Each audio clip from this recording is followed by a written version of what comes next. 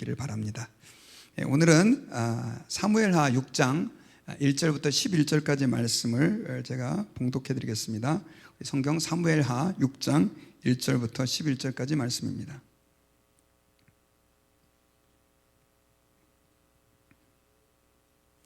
네, 우리 한 절씩 교독하도록 하겠습니다.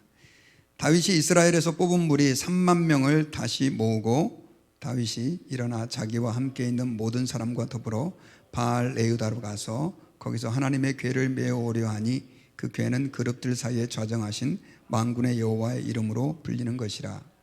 그들이 하나님의 궤를 새 수레에 싣고 산에 있는 아비나답의 집에서 나오는데 아비나답의 아들 우사와 아요가 그 새 수레를 모니라. 그들이 산에 있는 아비나답의 집에서 하나님의 궤를 싣고 나올 때 아요는 궤 앞에서 가고 다윗과 온 이스라엘 족속은 잣나무로 만든 여러 가지 악기와 수금과 비파와 소고와 양금과 제금으로 여호와 앞에서 연주하더라.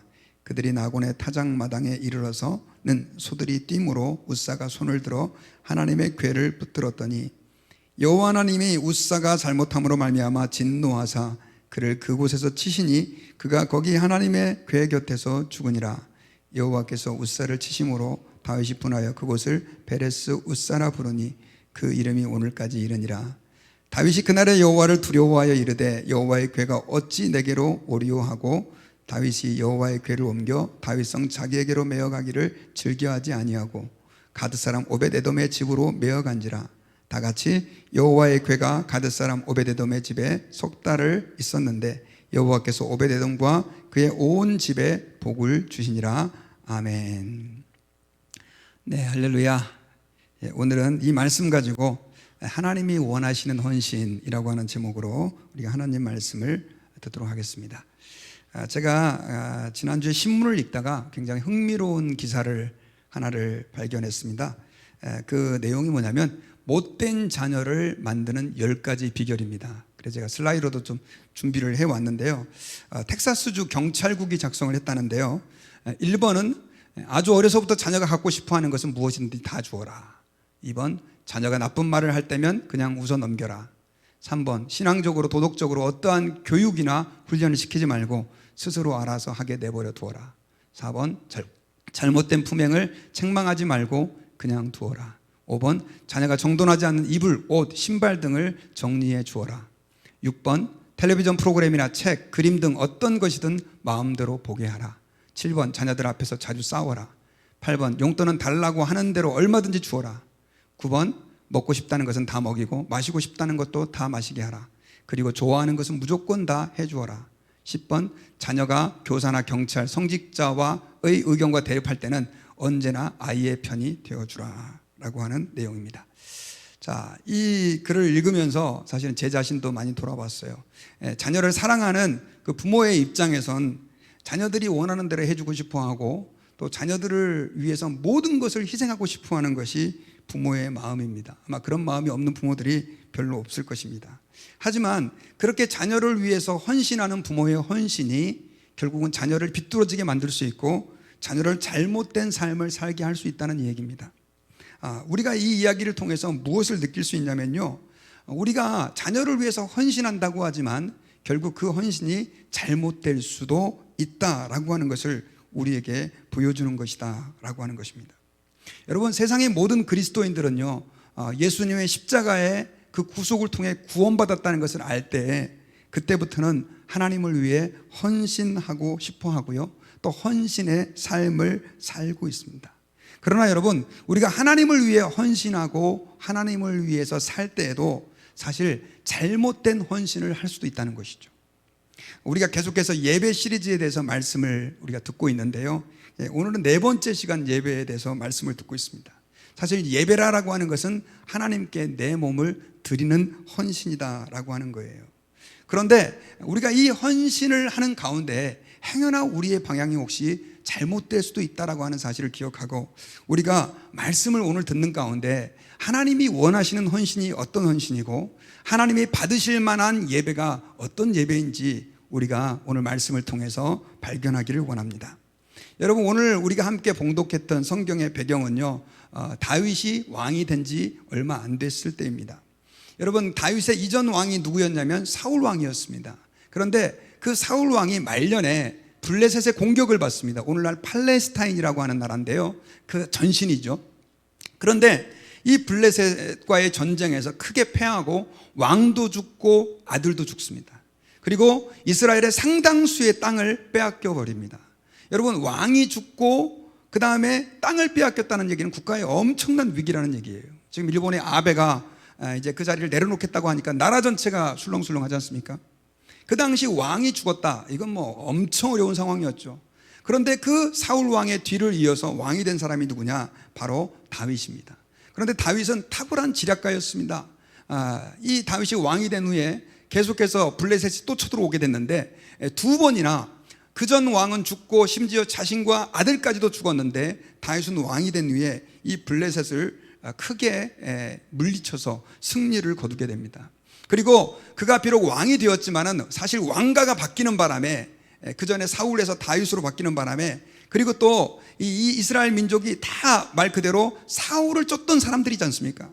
그러다 보니까 상당히 혼란이 여전히 있었던 거예요.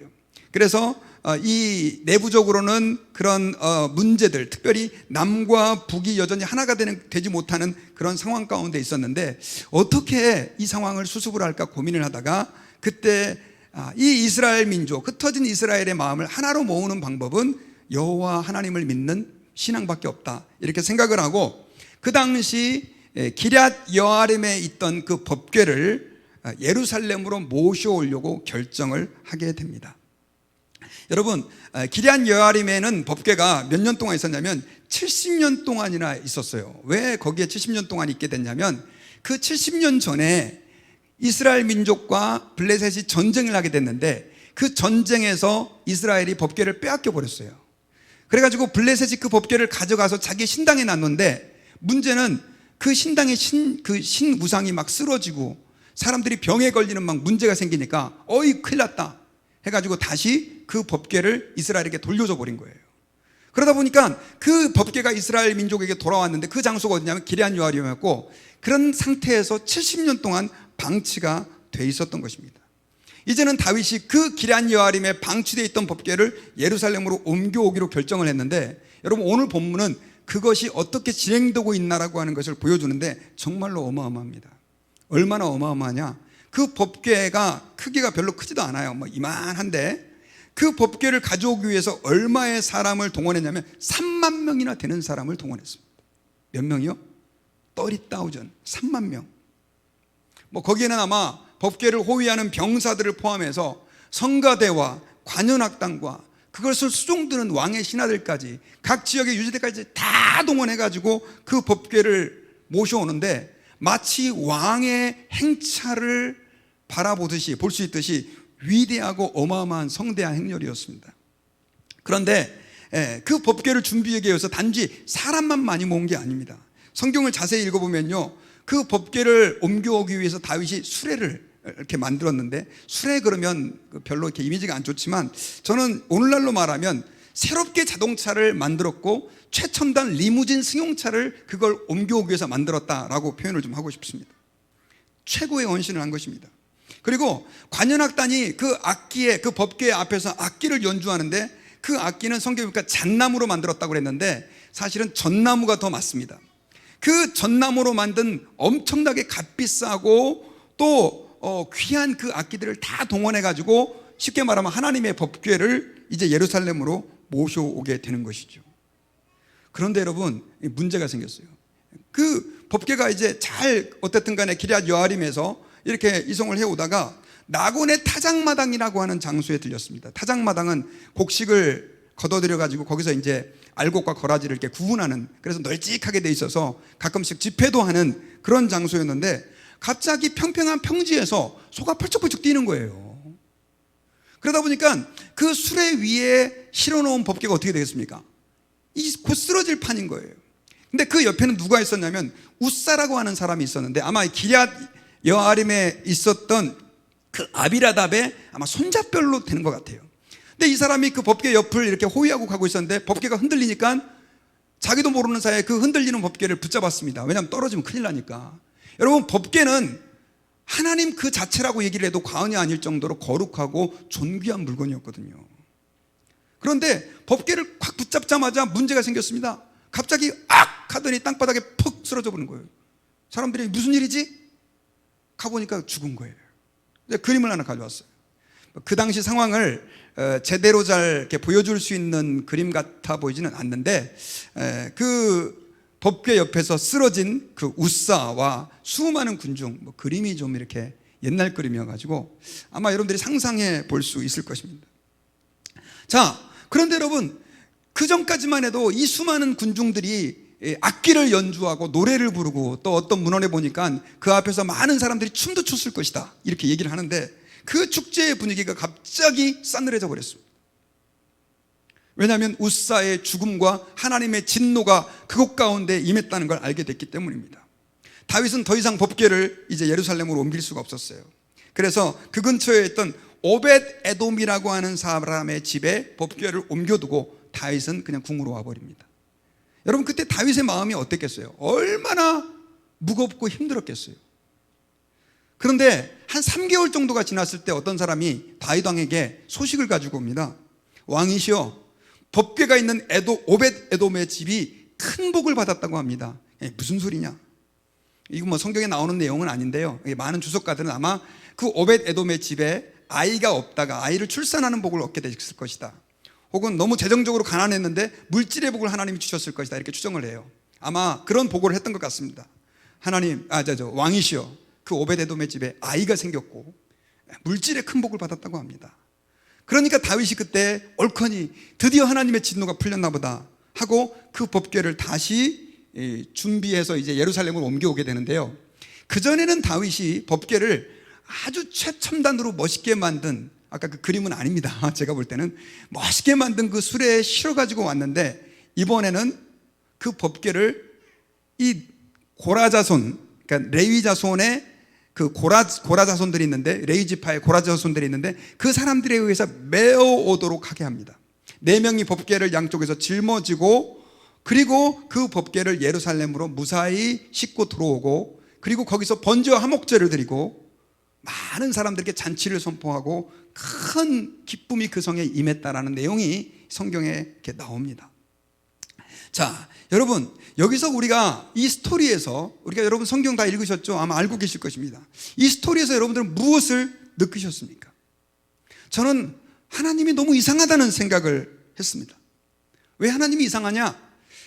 다윗은 최선을 다해서 그가 할 수 있는 모든 힘을 다 발휘해서 하나님께 헌신을 했어요.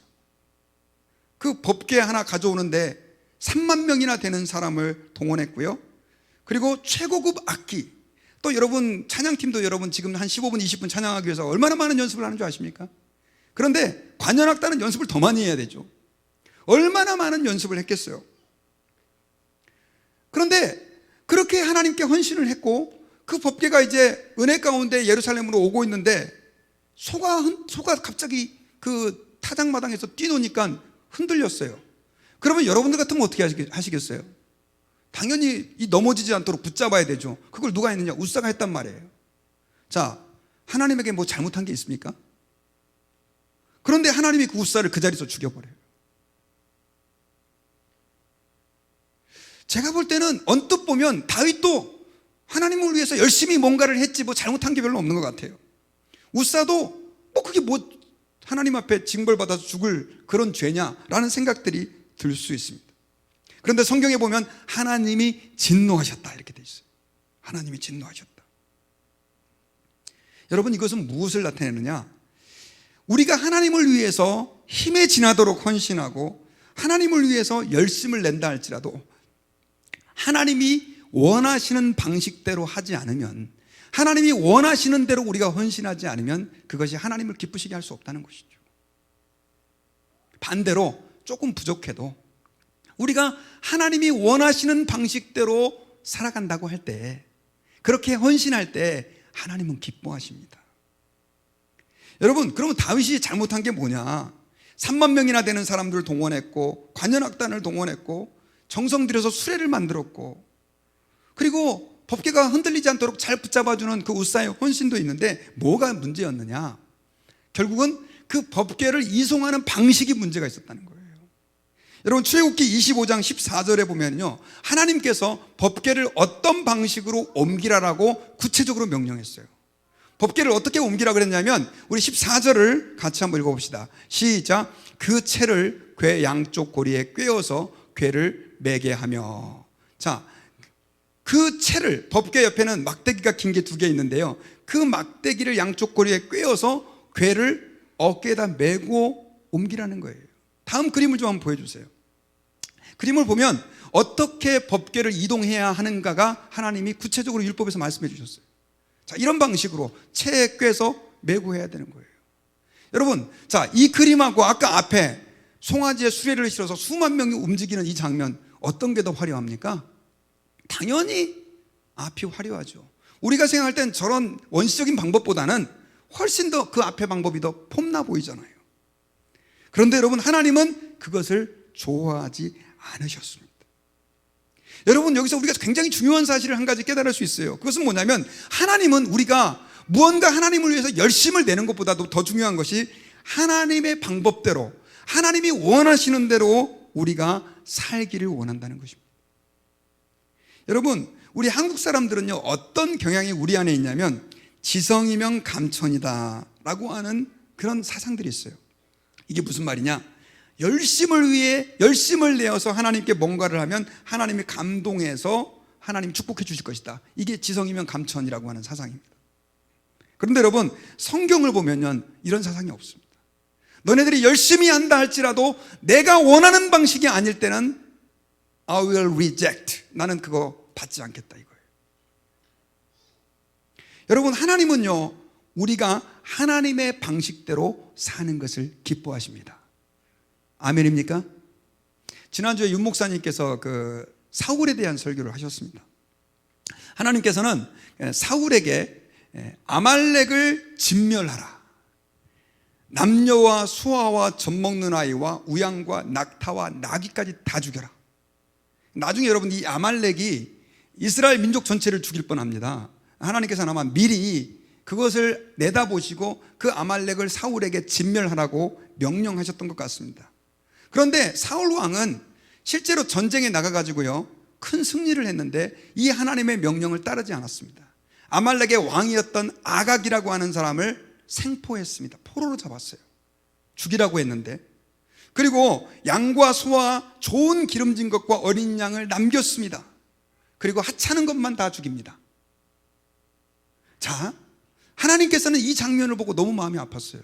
그래서 선지자 사무엘이 나중에 가서 당신이 왜 그 모든 것들을 하나님의 명령대로 진멸하지 않고 남겼습니까? 라고 얘기했을 때, 여러분, 사울이 기가 막힌 얘기를 합니다.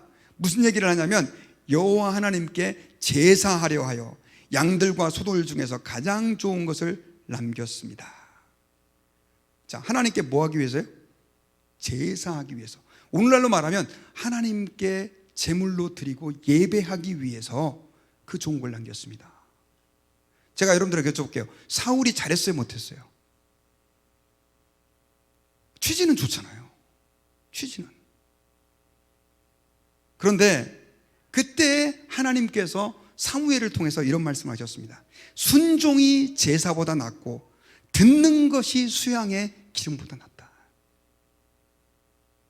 하나님이 뭐 그거 못 받아서 안 달라신 분이 아니고요, 너희들이 내 말에 청종하고 내 말에 순종하는 것을 나는 원한다라고 말씀을 하고 있는 것입니다. 그 하나님은 구약의 하나님만이 아니에요. 오늘날도 마찬가지예요. 여러분, 우리 하나님의 자녀들은요, 하나님 앞에 내가 뭔가를 헌신하고 뭔가를 할 때 꼭 기억해야 될 것이 있어요. 정말 하나님이 이걸 원하시는가? 하나님이 정말 무엇을 원하시는가라고 하는 것이 여러분들의 헌신과 수고보다 더 중요하다라고 하는 것입니다. 여러분들이 하는 그 모든 일에 하나님의 뜻을 묻고 하나님이 무엇을 원하는지에 대해서 관심이 있으신가요? 직장을 선택하고 결혼을 하고 집을 사고 비즈니스를 시작하고 바꾸고 이사하고 자녀의 학교를 선택하는 그 모든 과정 가운데 하나님이 무엇을 원하실까에 대한 진지한 고민이 있으십니까? 이렇게 하면 그냥 세상적으로 잘 될 것 같아 하면서 무작정 혹시 하고 있지는 않습니까? 저는 여러분 칼빈을 무척 좋아합니다. 그분에 대해서 많이 알지도 못하지만 참 좋아했던 게, 그분은 이런 유명한 말씀을 남겼어요. 무슨 말씀을 남겼냐면, 성경이 가라고 하면 가고 서라고 하면 서야 된다. 성경이 하라는 것까지만 해야 되고 말하는 건 하지 말아야 된다. 여러분, 예수를 믿는 사람 가운데 달리는 것만이 능사라고 생각하는 사람들이 있어요. 무조건 열심히 해야 된다는 거예요. 어떤 때는 하나님이 원하시지 않는 것조차도 열심히 하려고 하는 그런 성도들이 있습니다. 여러분, 우리 자동차 운전할 때 자동차가 달리기만 잘하면 좋은 차입니까? 제가 볼 때는 아닙니다. 스탑사인이 있을 때 멈출 수 있어야 되는 것이죠. 스탑사인임에도 불구하고 계속 달리면 사고가 나는 거예요. 저는 여러분 아까 기도하실 때도 우리 권사님 그렇게 기도하셨지만, 코로나는요, 하나님께서 지금 어떤 스탑사인을 주고 계신 거예요. 왜 주시는 거냐? 우리를 돌아보라는 거예요. 니들이 이 세상에서 추구하는 것들이 정말로 가치 있는 것인가라고 하는 걸 한번 상고해 보라는 것입니다. 하나님의 사람은 그래서요, 내가 하는 그 모든 일에 하나님의 뜻을 물을 수 있는 마음이 있어야 한다라고 하는 것입니다. 호세아는 여러분 어떻게 고백을 했냐면요, 내 백성이 지식이 없어서 망한다, 이런 얘기를 했습니다. 하나님을 열심히 섬기는데 하나님에 대한 지식이 없는 거예요. 그러니까 쉽게 말하면 하나님이 원하시는 대로 섬기는 게 아니라 자기 마음대로 섬기는 거예요. 자기 마음대로, 자기 방식대로. 여러분, 우리 같이 성경 구절을 한번 읽어볼까요? 시작. 내 백성이 지식이 없으므로 망하는도다. 내가 지식을 버렸으니 나도 너를 버려 내 제사장이 되지 못하게 할 것이요, 내가 내 하나님의 율법을 잊었으니 나도 내 자녀들을 잊어버리리라. 좋지 않은 말씀이죠. 여러분, 하나님께서 왜 이런 말씀을 호세아를 통해서 주시느냐? 우리가 하나님을 알아야 된다는 것입니다. 저는 여러분들이 열심히 하나님을 찬양하고 하나님을 위해 봉사하고 헌신하고 예배하고 다 좋습니다. 하지만 하나님을 알아야 우리는 그 하나님을 제대로 섬기고 하나님이 원하시는 방향대로 헌신할 수 있다라고 하는 사실을 기억해야 됩니다. 그러므로 저는 여러분들, 우리가 하나님을 섬길 때요, 일하시는 것도 좋습니다. 봉사, 헌신 너무 좋습니다. 하지만 하나님을 알기 위해 애를 쓰시기를 부탁을 드립니다. 우리가 어떻게 하나님을 여러분 알 수 있습니까? 그 답은 성경을 읽는 거예요. 성경을. 여러분 한번 보세요. 오늘 그 우사 이야기, 다윗의 이야기, 우리가 이 성경을 읽지 않으면 하나님이 뭘 원하는지 어떻게 알 수 있겠어요? 다윗이 여러분 왜 그 수레에다가 그렇게 멋들어지게 그렇게 해서 하나님을 위해서 3만 명이나 동원해서 그렇게 했는 줄 아세요? 그게 그냥 들은 얘기인 거예요. 그가 율법을 물어봤고, 만약에 그 제사장들에게 혹은 성경을 연구하는 분들에게 어떻게 법궤를 옮겨야 됩니까? 라고 물었을 때, 출애굽기에 보니까 이렇게 하라고 되어 있습니다 라고 했다는 것을 그때 알았다면 그는 이런 실수를 하지 않았죠. 나중에는 그가 법궤를 메오지 않습니까? 그 과정 가운데 그는 법궤를 메는 방식이 잘못됐다라고 하는 것을 듣게 된 것이죠. 그러므로 여러분, 우리는 기억해야 돼요. 하나님을 우리가 알아야 됩니다. 하나님이 우리에게 원하시는 게 뭔지 아세요? 야, 너 왜 이렇게 일을 많이 안 했어? 너 이렇게 헌금 많이 안 했어? 야, 너 봉사하는 게 이게 뭐야? 하나님이 그렇게 우리에게 저는 바라신다고 생각하지 않아요. 저는 저와 여러분들이 하나님을 아는 것을 하나님이 바라고 계신다고 믿습니다. 그럼 하나님을 알기 위해서는 어떻게 돼요? 성경을 열심히 읽고, 또 이 예배 시간에 여러분, 이 설교에 이렇게 많은 비중이 할애된 이유는 뭐냐면, 사실은 우리가 하나님을 아는 시간이 바로 이 설교 시간이기 때문에 그렇습니다. 제가 지난번에도 그런 얘기 했잖아요. 예배 시간에 우리가 졸지 말아야 된다. 졸지 않기 위해서 말씀을 잘 듣기 위해 노력을 해야 된다.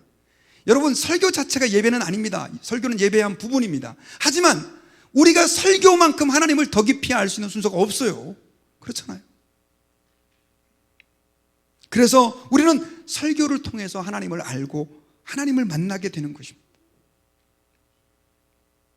여러분, 이번에 우리가 전 교인 새가족 성경 공부를 하잖아요. 아마 제가 볼 때는 새가족 공부를 몇 번씩 하신 분들도 계실 것입니다. 그런데 저는 여러분들에게 부탁을 드립니다. 이번에 목사님, 다시 한번 내가 처음 크리스찬의 마음으로 배우겠습니다. 왜냐하면 여러분, 저희가 6주를 하는데 가장 기본적인 것이고 가장 중요한 것을 윤 목사님하고 저 고민하면서 뽑은 거예요.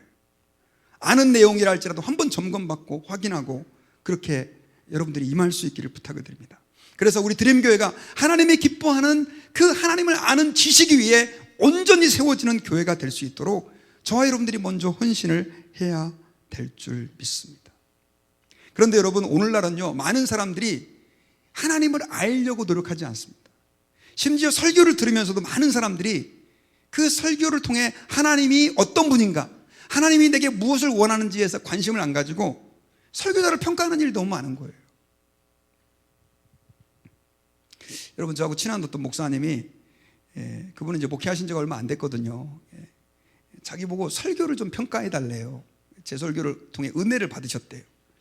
그래가지고 제가 그분 설교를 몇 번 이렇게 평가해 드렸습니다. 몇 번 도와드렸는데, 근데요, 저는 지금까지 설교를 평가자의 심정으로 별로 들어본 적이 없거든요. 늘 은혜 받으려고 하고 그렇게 들어봤는데, 평가자의 심정으로 설교를 들어보니까 너무 힘들어요. 그래서 제가 한 2번 하고 하지 맙시다 해가지고 그만뒀어요. 쉬운 게 아니에요. 여러분, 설교를 평가받는다라고 하는 것도 사실 쉬운 게 아니에요. 정말 겸손한 마음이 아니면 쉽지 않습니다. 그런데 평가하려고 그러니까 이게 너무 불편하더라고요. 왜냐하면 하나님이 그분을 통해서 하시는 말씀도 있을 건데. 저는 지금까지 여러분 어떤 마음으로 서냐면, 이 강단에 어린아이가 선다 할지라도 성경을 가지고 하나님 말씀을 전하면 내게 하나님이 하실 말씀이 있다고 생각을 해야 된다고 생각합니다. 저와 여러분들이 그래서 우리가 하나님 아버지 앞에서요, 하나님, 제가 주님을 알기를 원합니다. 주님이 원하시는 것이 무엇인지를 가르쳐 주십시오. 그 마음으로 주의 음성에 귀를 기울이고 하나님 말씀을 배우기에 힘쓰시는 저와 여러분들이 되기를 주님의 이름으로 축원합니다. 그리고 오늘 본문에서 주님이 우리에게 2번째로 주시는 중요한 메시지는 뭐냐면, 자신을 높이는 헌신이 아니어야 된다는 거예요. 우리가 하나님께 헌신을 할 때 자신을 높이는 헌신을 해서는 안 된다라고 하는 것입니다. 여러분, 오늘 본문에서 다윗이 왜 법궤를 기럇 여아림에서 예루살렘으로 옮겨오려 했느냐에 대해서는 많은 해석이 있습니다. 제가 주석을 여러 번 읽어봤는데, 그런데 제가 주석을 보고 좀 놀란 게 뭐냐면, 많은 주석가들이, 그걸 정말 깊이 연구하신 분들이, 다윗이 그 법궤를 정말 하나님을 위해서 옮겨오려고 한 게 아니라 자기의 정치적인 의도 때문이었을 것이라고 보는 사람들이 많은 거죠. 정치적인 의도. 자, 아까 제가 처음에 배경을 잠깐 설명해 줬어요. 다윗이 왕이 됐는데 여전히 남과 북은 나눠져 있어요. 그리고 하나가 되지 못한 상황인 거예요. 수도는 예루살렘으로 옮겼는데 사람들은 예루살렘에 별로 관심이 없어요. 그러면 가장 좋은 방법이 뭐냐? 법궤를 이곳으로 옮겨와서, 또 자기가 하나님을 섬기기도 하니까 기왕이면 다홍치만 하고 기럇 여아림에 배치된 법궤도 가까이 옮겨와서 하나님을 섬기고 영광 돌리고 또 정치적인 목적도 달성하고, 이렇게 사람들이 해석을 합니다. 왜 이렇게 해석을 했느냐? 굉장히 중요한 이유가 있는데요. 다윗이 법궤를 옮겨왔던 의도가 순수하지 않았던 것은, 그가 하나님 아버지 앞에 법궤를 옮겨오는 문제를 가지고 기도하지 않았고 하나님의 뜻을 묻지 않았다는 것입니다. 여러분, 다윗은요, 사무엘하 5장을 읽어보면 하나님의 뜻에 굉장히 센시티브하고 민감한 사람이었습니다. 모든 일에 하나님이 어떤 생각을 가지고 있는지를 여쭤봤습니다.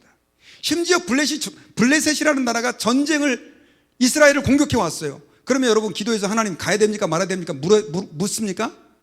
여러분 같았으면 전쟁이 지금 저기 여러분들을 쳐들어왔어요. 그럼 하나님, 저희가 전쟁하러 나가야 됩니까 말아야 됩니까? 이걸 묻습니까? 그런데 다윗은 물었어요. 여러분, 사무엘하 5장 22절과 3절을 한번 보시자고요. 자, 읽어봅시다. 시작. 블레셋 사람들이 다시 올라와서 르바임 골짜기에 가득한지라 다윗이 여호와께 여쭈니 이르시되 올라가지 말고 그를 뒤로 돌아서 뽕나무 숲을 맞은편에서 그들을 기습하되.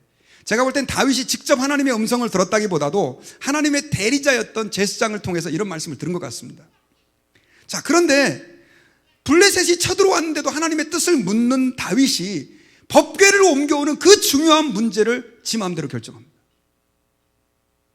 자기 마음대로 결정한 거예요. 하나님의 뜻을 묻지를 않으신 것입니다. 여러분, 우리가 여기서 왜 다윗이 그런 행동을 했을까? 제가 볼 때는 너무나 자기 중심의 욕구가 이 법궤를 옮겨옴으로 인해서 이 당면한 정치적인 문제, 사회적인 문제를 해결해야지라고 하는, 쉽게 말하면 자기 주관이 너무 강하다 보니까 결국 이런 실수를 한 거예요. 옥스퍼드 주석에서는 보니까 이런 얘기를 해요. 다윗이 자신이 하나님의 인정을 받는 왕임을 대내외에 과시하려는 인간적인 욕심도 있었다라고 얘기를 해요. 결국 하나님이 진노하신 거죠. 여러분, 웃사가 법궤를 만졌을 때 하나님이 진노하사 웃사를 치셨다 이렇게 기록되어 있는데, 그 진노하사라고 하는 말을 원문을 찾아보면요, 어떤 표현이냐면 화가 머리끝까지 올라 더 이상 참지 못하셨다, 그런 뜻이에요. 그러면 하나님은 웃사가, 여러분 그 법궤를 만진 것은, 법궤를 만지는 것은 절대로 해서는 안 되는 일이에요. 대제사장도 해서는 안 되는 일입니다. 그런데 그 웃사가 법궤가 쓰러진다고 그걸 직접 만졌으니 얼마나 하나님 화가 났겠습니까? 그래서 죽이신 건데, 그 진노하사라고 하는 그 말의 원문을 찾아보면 하나님은 웃사 때문에만 진노한 게 아니라 그 전부터 화가 나신 거예요. 다윗의 의도부터, 그리고 또 수레의 법궤를 실어오는 과정부터 웃사가 만진 것까지 폭발하신 것입니다. 그래서 웃사를 죽이신 거예요. 역대상 15장 13절에 보면은요, 다윗이 예전에 자기의 그 과거를 회상하면서 그런 얘기를 합니다. 전에는 너희가 매지 아니하였으므로 우리 하나님 여호와께서 우리를 충돌하셨나니 이는 우리가 규례대로 저에게 구하지 아니하였습니다. 우리가 규례대로 저에게 구하지 아니하였다. 쉽게 말하면 내 마음대로 했다, 그런 뜻이에요. 여러분, 우리가 이 사실에서 굉장히 중요한 사실을 하나 발견할 수 있어요. 그렇게 믿음이 좋았던 다윗이라 할지라도 그 마음 가운데 하나님을 이용해서 자기의 삶의 문제를 해결하려고 하는 그런 마음이 있었다는 것이죠. 하나님을 위한다고 하면서도 그 하나님을 위하는 마음으로 자기의 욕심을 채운다라고 하는 것은 무엇을 의미하느냐? 우상을 숭배하는 죄와 같다는 사실을 여러분 기억해야 합니다. 근데 여러분, 그게 다윗에게만 있나요? 혹시 여러분들에게는 그런 마음이 없습니까? 하나님을 섬기면서 하나님을 이용해서 내 욕심을 차리려고 하는 그런 마음이 존재하지 않습니까? 저는 고등학교 3학년 때 예수님을 인격적으로 만났습니다. 그때 어떻게 말하면 회심을 하게 됐습니다. 근데 그때 여러분 돌아보니까 제가 하나님 앞에 제일 크게 회개했던 게 뭐냐니까, 제가 하나님을 위해서 정말 열심히 살았던 사람이었던 것처럼 보였어요, 겉으로 볼 때는. 그런데 하나님을 만나고 보니까 하나님을 위한다라고 하는 간판을 딱 걸어놓고 For God, 하나님을 위하여 라고 하는 간판을 걸어놓고 그 하나님을 이용해서 나를 높이고 내 욕심을 채우는 삶만을 살아왔던 제 자신을 발견하게 된 거예요. 그때 회심할 때까지는 그 전에 제가 그렇게 살았는지도 몰랐었어요. 여러분, 오늘날 얼마나 많은 그리스도인들이 For God, 하나님을 위하여 라고 하는 간판을 걸어놓고 내 욕심과 나의 욕망을 채우기 위해 하나님을 이용하는 사람들이 많습니까? 여러분, 하나님이 우리에게 10계명의 1계명으로 주신 계명이 나 외에는 다른 신을 너에게 두지 말라라고 하는 것입니다. 이스라엘 백성들은 수많은 우상을 섬겼습니다. 그래서 하나님의 진노를 샀는데, 여러분, 우상 숭배라는 게 왜 문제냐면요, 우상 숭배는 하나님이 아닌 다른 신을 믿어서가 아니에요. 우상 숭배는 자기를 위해서 신을 이용하기 때문에 문제인 거예요. 우상 숭배는 하나님보다 자기 자신을 위에 올리는 죄이기 때문에 하나님이 싫어하시는 것입니다. 하나님은요, 우리가 하나님만을 가장 우리 인생의 중요한 목적으로 그분을 위하여, 그분에 의하여, 그분의 영광을 위한 삶을 살기를 원하십니다. 그렇게 살면 여러분 망할 것 같습니까? 그렇지 않습니다. 여러분. 우리 인간의 가장 아름다운 모습은요, 오직 하나님의 영광을 위하여 살아가는 삶이다라고 하는 것입니다. 꼭 하나님 한 분만을 위해야 돼요? 뭐 신도 여러 신을 위도는 좋죠. 이런 생각을 가진 세상 사람들이 많이 있잖아요. 근데 여러분, 제가 재밌는 생각을 한번 해봤어요. 남편이 많은 게 좋습니까? 한 명인 게 좋습니까? 지긋지긋한 저 남편 하나도 지긋지긋한데 아이고 많다고 좋은 거 아니죠. 이렇게 얘기하시는 분들도 계실지 모르겠습니다. 부인도 마찬가지죠. 하나님은 이 땅에 일부 일처를 허락했어요. 우리 생각에는 단순하게 부인도 많고 남편도 많으면 좋겠죠? 그렇지 않습니다, 여러분. 하나님이 우리 삶의 유일한 주인이 된다라고 하는 것은 어떻게 말하면 세상의 원리와는 좀 어긋나는 것처럼 보이지만 그것이 우리 인간에게 가장 소중한 것이고 가치 있고 귀한 것이라고 하는 사실을 여러분 기억해야 됩니다. 그런데 여러분, 우리의 이 옛 성품, 우리의 자아는요, 자꾸만 우리가 가장 높여야 될 하나님을 끌어내립니다. 그리고 누구를 높여요? 그 자리에 나를 올리는 거예요. 자꾸 나를. 여러분, 하나님이 원하시는 헌신은요, 어떤 헌신이냐? 내가 죽어지는 것입니다. 내가 죽는 거예요. 내가 죽고 내 삶에서 누가 드러나는 거예요? 하나님의 영광이 드러나는 거예요. 로마서 12장 1절에서는요, 예배를 이렇게 정의를 했어요. 자, 같이 한번 읽어보겠습니다. 자, 시작. 그러므로 형제들아, 내가 하나님의 모든 자비하심으로 너희를 권하노니 너희 몸을 하나님이 기뻐하시는 거룩한 산제물로 드리라. 이는 너희가 드릴 영적 예배니라. 자, 여기서 예배에 대해서 뭐라고 얘기를 했냐면 너희 몸을 하나님이 기뻐하시는 거룩한 뭘로 드려라? 산제물로 드려라. 여러분, 옛날에 구약시대 때는 제사를 지낼 때 제물을 어떻게 했습니까? 죽였잖아요. 여러분, 오늘날 우리가 예배를 통해서 하나님께 나아간다라고 하는 건 어떤 의미냐? 나의 그 옛 성품, 하나님보다 높이려고 하는 나 자신을 죽이는 거예요. 근데 이게 쉽지가 않아요. 그래서 바울은 내 안에 두 가지 법이 있는데 내가 원하는 바 선은 행하지 아니하고 도리어 원치 아니하는 바 악을 행한다라고 탄식하고 한탄했던 경험이, 그런 기억을 로마서에서 기록하고 있는 것이다라고 하는 것입니다. 그러므로 저는 여러분들께 부탁을 드립니다. 하나님 아버지 앞에서요, 예배할 때마다 혹시 내 자아가 하나님의 자리보다 높아져 있지 않은지 한번 좀 돌아봐야 돼요. 여러분, 이런 이야기가 있었어요. 아주 가난한 시골의 어떤 교회인데 이 교회가 지붕이 좀 문제가 있었습니다. 비만 오면 비가 뚝뚝 막 새니까 목사님이 너무 힘들었어요. 그래서 그걸 고치려고 하는데 돈은 없어요. 그래서 기도를 하고 있었는데 마침 그 교회에 약간 돈이 좀 많은 집사님이 한 분 계셨습니다. 근데 이분은 자동차를, 시골 교회인데도 불구하고 자동차를 타고 오는 분인데 문제는 이분이 교회 올 때마다 짜증이 나는 거예요. 왜 짜증이 나냐니까 파킹랏이 포장이 안 돼 있는 거예요. 그래가지고 나중에 이분이 큰 결단을 했습니다. 어떤 결단을 했냐면 내가 교회 파킹랏을 만드는 헌금을 해야 되겠다.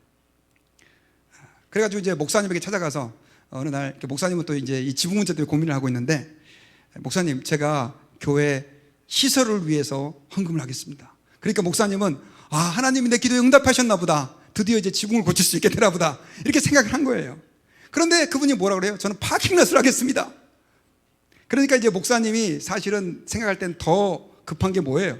지금 지붕이니까 좀 지붕을 하시면 안 되겠습니까? 라고 집사님에게 상의를 했어요. 보통 웬만한 분 같으면 그러십니까? 그럼 그렇게 하십시다 라고 했을 텐데, 이 집사님은 아무리 생각해 와도 자기가 너무 불편하니까 아닙니다. 저는 파킹랏 헌금하겠습니다. 안 그러면 나 안 합니다. 이렇게 나간 거예요. 목사님은 어떻게 했겠어요? 할 수 없이 그냥 그렇게 하시라고 했죠. 여러분, 이 이야기는 오늘날도 많이 회자되는 이야기예요.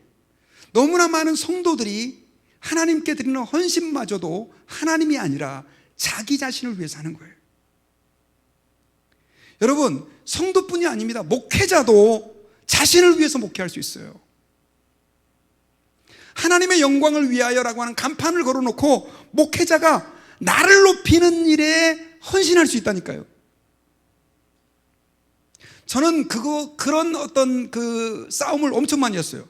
저는 어렸을 때부터 음악을 좋아해가지고요, 찬양 인도를 많이 했습니다. 찬양 사역을 10대 후반, 20대 때 막 하고 나면 교회 집사님들이, 권사님들이 막 와가지고 기영렬이 너 찬양을 왜 이렇게 잘해? 은혜가 충만하다. 또 어떨 때는 성령이 은혜 주실 때는 막 다 울고 찬양하고 막 그랬거든요. 기분이 좋아요, 안 좋아요? 너무 좋죠. 그래, 더 열심히 해야지. 그런데 어느 순간 깊이 기도하는 가운데 하나님이 너 도대체 누구를 위해 찬양을 하느냐라고 하는 마음을 주시는 거예요. 제가 주를 위하여, 이 사람들이 은혜 받게 하기 위해서 하는데 결국은 내가 사람들에게 인기를 얻느냐 안 얻느냐 하는 것이 중요한 기준이 되어버린 거예요. 제가 회개했어요. 설교자도 마찬가지예요, 여러분요. 만약에 제가 설교를 오늘 너무 잘 준비해서 목사님 설교 너무 은혜 받았습니다, 그 소리를 듣기 위해서 내가 설교를 하고 있다면 저는 하나님을 위해서 일하는 사람이 아니에요. 죄송하지만 그런 사람 설교하지 말아야 돼. 그래요, 안 그래요? 내가 나의 인기와 영광을 위해 설교를 하는 사람이라면 저는 이미 사꾼인 거죠. 그런데 죄송한데 그런 유혹이 제게도 와요.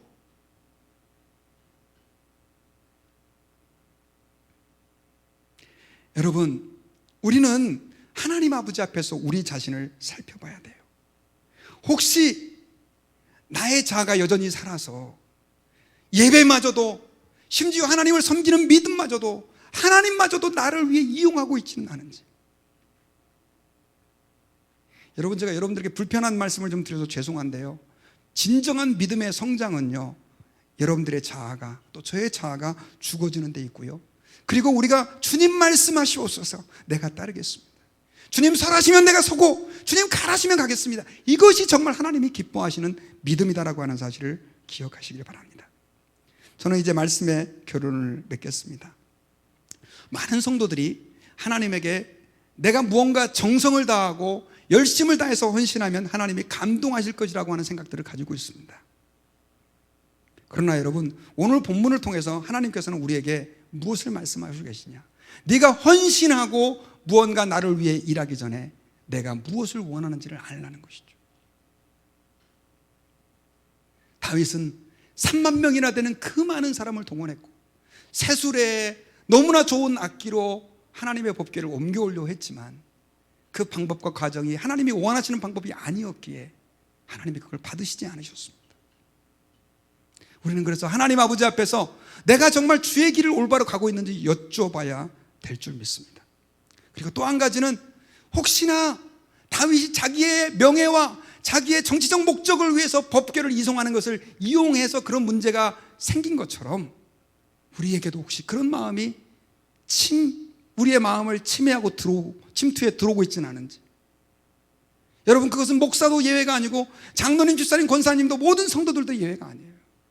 그래서 우리는 오늘 하나님 앞에서, 주님, 혹시 내 자아가 살아있다면 나를 죽게 하시고 나의 삶을 통해, 나의 인생을 통해 주님이 온전히 영광 받아 주시옵소서. 그 고백을 가지고 나아가는 저와 여러분들이 되기를 주의 이름으로 축원합니다. 같이 기도하겠습니다. 아버지 하나님, 감사합니다. 오늘 말씀을 통해서 하나님이 원하시는 헌신이 어떤 것인지를 깨달았습니다. 주님, 저희들에게 은혜를 베풀어 주셔서 하나님을 아는 일에 우리의 마음과 열정을 쏟게 하시고, 행여나 내가 나를 위한 헌신을 하고 있지 않은지 돌아보게 하시고, 온전히 우리의 삶을 통해 주의 영광을 드러낼 수 있는 저희들이 되게 하여 주시옵소서. 감사 찬양을 드리며 예수님의 이름으로 기도하옵나이다. 아멘.